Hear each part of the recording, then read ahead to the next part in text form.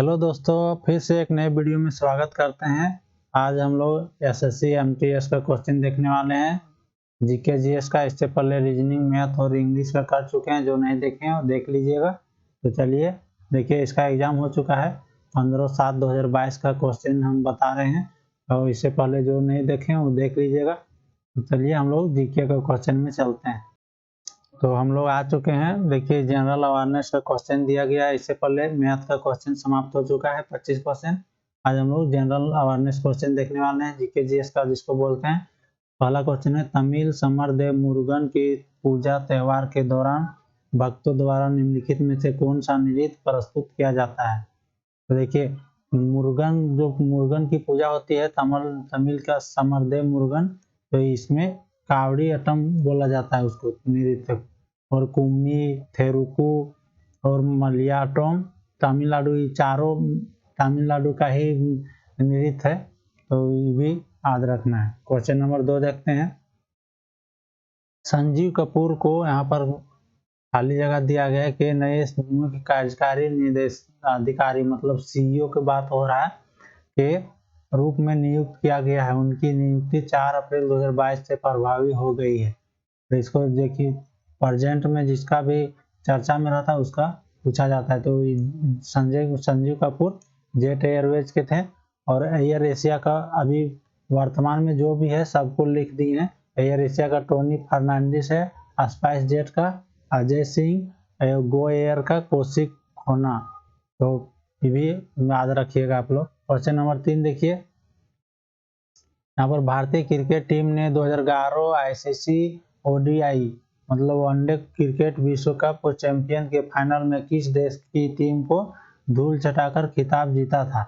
तो देखिए, 2011 का वनडे वर्ल्ड कप है जो इंडिया ने श्रीलंका को हराया था। तो देखिए यहाँ पर लिख दिए हैं 2011 का। इंडिया 277 रन 4 विकेट इस तरह बनाया था। श्रीलंका रनर अप रहा था। तो यहाँ इंडिया वन बाय 6 विकेट। यहाँ टोटल हम ऐड कर दिए हैं। फिर देखिए 4 साल बाद होता है प्रत्येक। तो 2011 फिर 4 जोड़ेंगे 15, 19 फिर 23 में जो अगर इस बार होने वाला है इंडिया में होगा। और ये तीनों यहाँ पर जो जीता है उसका है, ये रनर अप का है। और कितना में विकेट से जीता है, कितना रन से जीता है, यहाँ पर देख लीजिए। क्वेश्चन नंबर 4 को देखिए। पंडित रविशंकर निम्नलिखित में से किस वाद्य यंत्र को बजाने के लिए प्रसिद्ध है। देखिए दोस्तों, एसएससी का फेवरेट क्वेश्चन है वाद्य यंत्र वादक से। तो आप लोग याद रखिएगा, पंडित रविशंकर है सितार वादक से। और बीना, संतूर, सरोद यहाँ पर टोटल लिख दिए हैं। इसको भी आप लोग एक्स्ट्रा फैक्ट में याद रख सकते हैं। सितार, सरोद ये सब पूछा जाता है कौन वादक है। उसके बाद से क्वेश्चन नंबर 5, निम्नलिखित में से कौन सा कथन गलत है। देखिए यहाँ पर अर्थव्यवस्था इकोनॉमिक्स का क्वेश्चन दिया गया, ऐसा एक आध दो तो रहता है। तो आप लोग ये सब याद रख सकते हैं। तो देखिए यहाँ पर फिएट मुद्रा समान राशि के सोने या चांदी के समर्थन के बिना जारी की जाती है। सावधि जमा में परिपक्वता के बाद या फिर परिपक्वता से पहले अर्थदंड के साथ ही पैसा निकाला जा सकता है। वाल्ट केस भी मुद्रा आपूर्ति मनी सप्लाई का एक हिस्सा है। मुद्रा गुणक मनी मल्टीप्लायर आर्थिक मुद्रा रिजर्व मनी और मुद्रा आपूर्ति मनी सप्लाई का अनुपात है। तो देखिए यहाँ क्वेश्चन नंबर 3 गलत है। तो इस तरह का क्वेश्चन तो सब याद नहीं रख सकते हैं आप लोग। क्वेश्चन जो पूछा गया प्रीवियस ईयर वही बता रहे हैं। उसके बाद से क्वेश्चन नंबर 6 है, भारत में अलकनंदा नदी भागीरथी नदी में कहाँ मिलती है। तो देखिए यहाँ पर भारत में अलकनंदा नदी भागीरथी नदी में कहाँ मिलती है। तो हम पूरा यहाँ पर नक्शा बना दिए हैं, मैप पूरा बना दिए हैं। नदी गंगा नदी कैसे बनता है, उससे पहले कौन सा नदी जुड़ता है, वहां पर कौन सा प्रयाग बोलते हैं। तो देखिए अलकनंदा नदी की और भागीरथी नदी। देखिए भागीरथी नदी यहाँ पर है, ये काला वाला जो साइन दिए हैं भागीरथी नदी। और अलकनंदा जो यहाँ शुरू से ही निकलती है रेड कलर का, यहाँ जो मिलती है उसको देव प्रयाग बोलते हैं। तो यहाँ पर देव प्रयाग ऑप्शन नंबर 2 हो जाएगा। उसके बाद से आप लोग ये सब देख लीजिएगा। यहाँ धौली गंगा आके मिलती है, विष्णु प्रयाग बनता है, नंदाकिनी बनता है, नंद प्रयाग बनेगा। नंदाकिनी नदी आगे मिलेगी तो पिंडार नदी मिलती है, वहां पर कर्ण प्रयाग।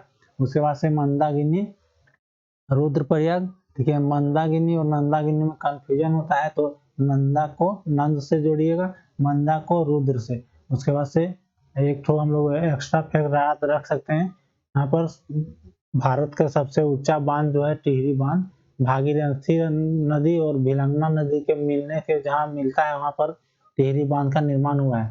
तो उसके बाद से देखिए यहाँ पर देवप्रयाग के बाद गंगा नदी का नाम पड़ता है, उससे पहले अलकनंदा मंदाकिनी ये सब सारा नाम।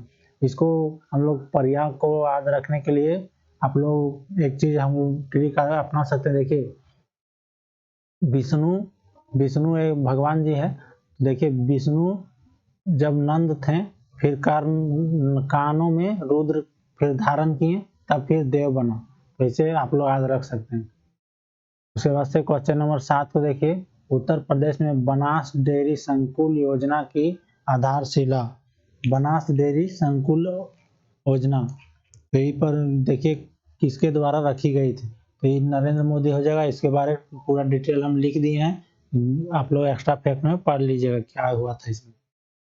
क्वेश्चन नंबर 8 में 1929 में 14 वर्ष से कम उम्र के लड़कियों और 18 वर्ष से कम उम्र के लड़कों के विवाह पर रोक लगाने वाला कौन सा एक्ट पारित किया गया था। तो 1929 अंग्रेज के जमाने की बात हो रहा है, तो इसको बोलते हैं शारदा एक्ट। 18 वर्ष कर दिया था लड़कों का और 14 वर्ष लड़कियों का। उसके बाद से यहाँ 3 ठो और दिया गया एक्ट, इसको इसके बारे में यहाँ पर वर्नाकुलर प्रेस एक्ट, इसको वायसराय 1876-80 तक चला था, जो लॉर्ड लिटन था। स्थानीय भाषा के प्रेस को ब्रिटिश नीतियों की आलोचना का व्यक्त करने से रोकना था, मतलब कि स्थानीय भाषा के प्रेस पत्रकारिता को रोक लगा दिया था, क्योंकि ब्रिटिश के खिलाफ बोला जा रहा था, उन लोग को हिंदी और स्थानीय भाषा समझ में नहीं आ रहा था इसलिए। उसके बाद से Pitt's India act, Pitt's India act क्या है, 1784 का उद्देश्य 1773 के रेगुलेटिंग एक्ट की कमियों को दूर करना था। इस एक्ट के तहत ब्रिटिश ईस्ट इंडिया कंपनी को पहली बार ब्रिटिश सरकार के नियंत्रण में लाया गया था। देखिए पिट्स इंडिया में क्या होता, ब्रिटिश ईस्ट इंडिया कंपनी जो थी उसको ब्रिटिश सरकार पहली बार अपना नियंत्रण में रखा था, नहीं तो पहले कंपनी आके मतलब ब्रिटिश ईस्ट इंडिया कंपनी आके काम कर रही थी। उसके बाद से रॉलेट एक्ट बोलते हैं, किसी भी भारतीय लोगों को जो बिना कानून का बिना अदालत का जो गिरफ्तार किया जाता था वही रॉलेट एक्ट है, इसी का विरोध जलियांवाला हुआ था। उसके बाद से क्वेश्चन नंबर 9 देखिए, भारतीय संविधान का अनुच्छेद 23 और 24 निम्नलिखित में से किस मौलिक अधिकार से संबंधित है। देखिए दोस्तों 12 से 35 तक, अनुच्छेद 12 से 35 तक मौलिक अधिकार आता है, तो उसमें 23 और 24 पूछ रहा है। तो 23 और 24 का देखिए शोषण के विरुद्ध अधिकार आता है। उसके बाद से समता का अधिकार 14 से 18, स्वतंत्रता का अधिकार 19 से 22, धार्मिक स्वतंत्रता का अधिकार 25 से 28। तो आप लोग एक्स्ट्रा फैक्ट में याद रख लीजिएगा। उसके बाद से क्वेश्चन नंबर 10 देखते हैं, आगरा में ताजमहल का निर्माण कब पूरा हुआ था। तो देखिए यहाँ पर दिया गया है 1648, लेकिन कहीं कहीं 1653 भी दिया गया है, तो आप लोग चेक कर लीजिएगा। क्वेश्चन नंबर 11 को देखिए, निम्नलिखित में से किस लेखक ने ट्रेन टू पाकिस्तान पुस्तक लिखी थी। एसएससी का मोस्ट फेवरेट क्वेश्चन भी रहता है बुक्स से रिलेटेड, तो ट्रेन टू पाकिस्तान खुशवंत सिंह लिखा था। उसके बाद से अरुंधति राय यहाँ पर लेखक का नाम दिया गया है, तो इसने क्या लिखा है, The God of Small Things, ये पूछा जाता है। Kiran Desai The Inheritance of Loss, R K Narayan The English Teacher. Question number 12 देखते हैं, खाना पकाने में इस्तेमाल होने वाले सिरका में निम्नलिखित में से कौन सा यौगिक होता है। तो यहाँ पर सिरका हो जाएगा, सिरका जो एसिटिक अम्ल वाला होता है। उसके बाद से क्वेश्चन नंबर 13, भारत में केंद्र शासित प्रदेशों का प्रशासन निम्नलिखित में से कौन संभालता है। तो देखिए केंद्र शासित प्रदेश राष्ट्रपति के ही नियंत्रण में रहता है। अगर यहाँ पर ऑप्शन में रूप राज्यपाल रहता तो राष्ट्रपति और रूप राज्यपाल दोनों भी रहता तो राष्ट्रपति लगाते हैं, क्योंकि राष्ट्रपति द्वारा नियुक्त किया जाता है उप राज्यपाल को। उसके बाद से क्वेश्चन नंबर 14 का देखते हैं, संचार के संबंध में भारत में दूरदर्शन क्या है। दूरदर्शन जो है राष्ट्रीय टेलीविजन चैनल है, आप लोग सभी को पता होगा। क्वेश्चन नंबर 15 का, कुमार कोम नौका दौड़ और उत्सव के दौरान सितंबर में वेम्बनाड झील में होने वाले सबसे प्रशंसित नौका दौड़ है। तो देखिए ओणम उत्सव के दौरान केरल में मनाया जाता है, वेम्बनाड झील केरल में है, ये भी याद रखना है। और ओणम के उत्सव के त्यौहार में कुमार कोम नौका दौड़ मनाया जाता है। अब देखिए यहाँ पर तीन ठो एक्स्ट्रा लिखा गया है। नवरोज, नवरोज को पारसी धर्म का नया वर्ष को, पारसी के नव वर्ष को बोलते हैं नवरोज। उसके बाद दीपावली तो सभी को पता है। लोहड़ी, लोहड़ी जो पंजाब हरियाणा, ये तो लोहड़ी पंजाब के खास करके रहता है। इसमें 13 जनवरी को हर्षोल्लास से मकर संक्रांति के दिन मनाया जाता है, एक दिन पहले। उसके बाद से क्वेश्चन नंबर 16, आईने अकबरी जो अकबरनामा पुस्तक का तीसरा खंड है, किससे संबंधित है? यहाँ पर किससे संबंधित है? तो देखिए अकबर के धर्म से, अकबर के प्रशासन से, अकबर के पूर्वज से, अकबर के शासन काल में अकबर की घटनाओं से।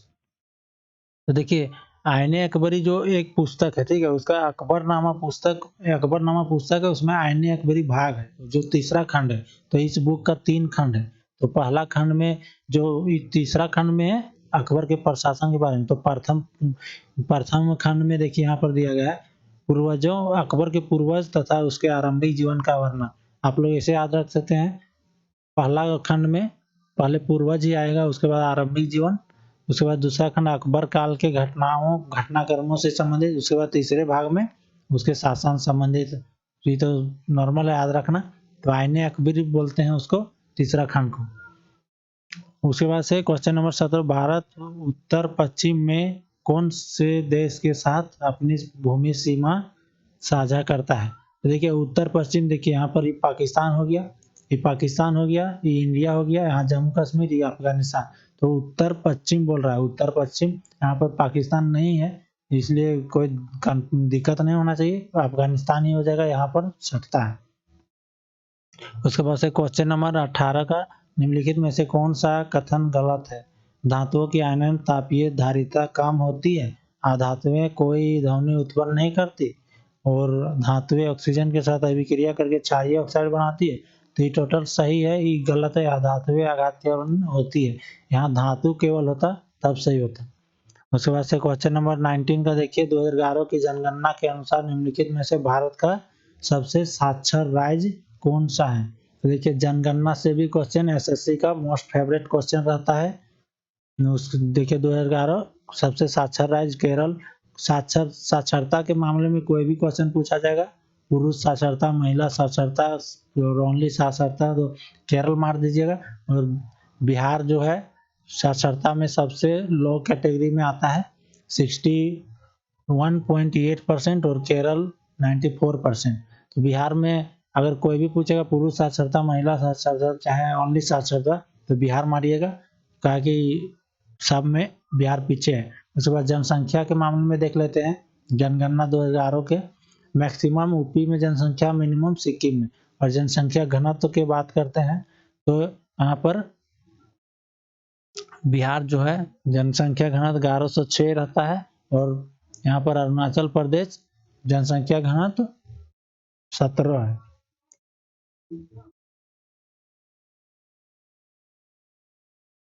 देखिए बिहार, अरुणाचल प्रदेश, बिहार का 1106, अरुणाचल प्रदेश का 17। उसके बाद से क्वेश्चन नंबर 20 में, निम्नलिखित नृत्यांगनाओं में से कौन विदेशी मूल की पहली ओडिसी नृत्यांगना थी जिन्हें 2006 में पद्म श्री से सम्मानित किया गया था? तो ये सब क्वेश्चन देखिए चर्चा में अगर रहता है तो पूछा जाता है, नहीं तो इतना गैप का कोई आदर किसी के भी नहीं रहता है। इलियाना सिटारिस्टी।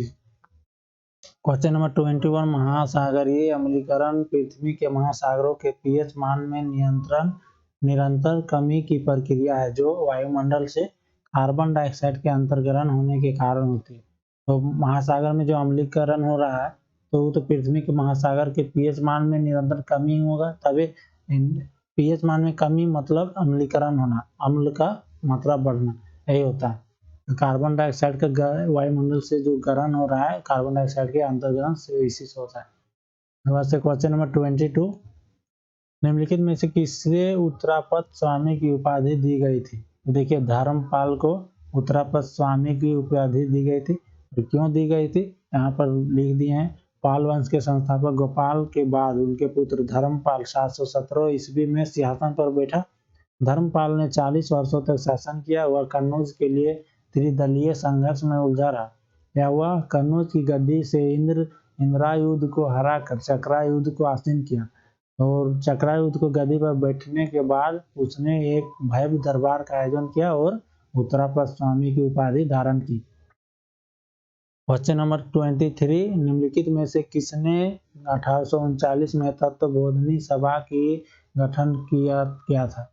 तो तत्वबोधिनी सभा देवेंद्रनाथ टैगोर। इसके बाद से स्वामी दयानंद सरस्वती दिया गया है, इसके बारे में देख लेते हैं। आर्य समाज की स्थापना किया था रामकृष्ण परमहंस, स्वामी विवेकानंद के गुरु थे और स्वामी विवेकानंद ने रामकृष्ण परमहंस सोसाइटी की स्थापना की थी, रामकृष्ण सोसाइटी अपने गुरु के नाम पे। उसके बाद क्वेश्चन नंबर 24, पृथ्वी की सतह पर चट्टानों के टूटने को क्या कहते हैं? तो ये अपक्षय वेदरी कहा जाता है। उसके बाद से 25 क्वेश्चन लास्ट क्वेश्चन है। ग्रीष्मकालीन ओलंपिक 2020 जो 2021 में खेले गए थे, भारत ने कुल कितने पदक जीते थे? तो यही टोक्यो ओलंपिक का बात कर रहा है। पिछले साल 2021 में हुआ था, 2020 में कोरोना के कारण नहीं हुआ था और ये पहली बार है जब कोई भी अपना समय में नहीं होने के बाद आयोजन किया गया। तो देखिए भारत ने पहला पदक में आया था, फर्स्ट नंबर में अमेरिका रहा था, यूनाइटेड स्टेट, दूसरा में चाइना, जापान, उसके बाद ब्रिटेन और 48वां नंबर में इंडिया रहा था। इसका कुल पदक जो है 1 गोल्ड, सिल्वर 2 और ब्रॉन्ज 4, टोटल मिला के 7 पदक था। और ये 32वें नंबर था इसका ओलंपिक, 32वां ओलंपिक था और 23 जुलाई 2021 से शुरू हुआ था। उसके बाद थीम था यूनाइटेड बाय इमोशन और शुभंकर पूछा जाता है मिराई तोवा, इसका शुभंकर है। उद्घाटन समारोह मेरी कॉम और मनप्रीत सिंह, भारत की तरफ से उद्घाटन समारोह का ध्वजावाहक जो होता है वो मेरी कॉम और मनप्रीत सिंह थे। उसके बाद समापन समारोह का बजरंग पुनिया ने किया था। तो लास्ट क्वेश्चन खत्म हो चुका है। तो वीडियो को सब्सक्राइब कर दीजिएगा, लाइक कर दीजिएगा। पहले का भी प्रीवियस ईयर क्वेश्चन के लिए चैनल को सब्सक्राइब कर लीजिएगा।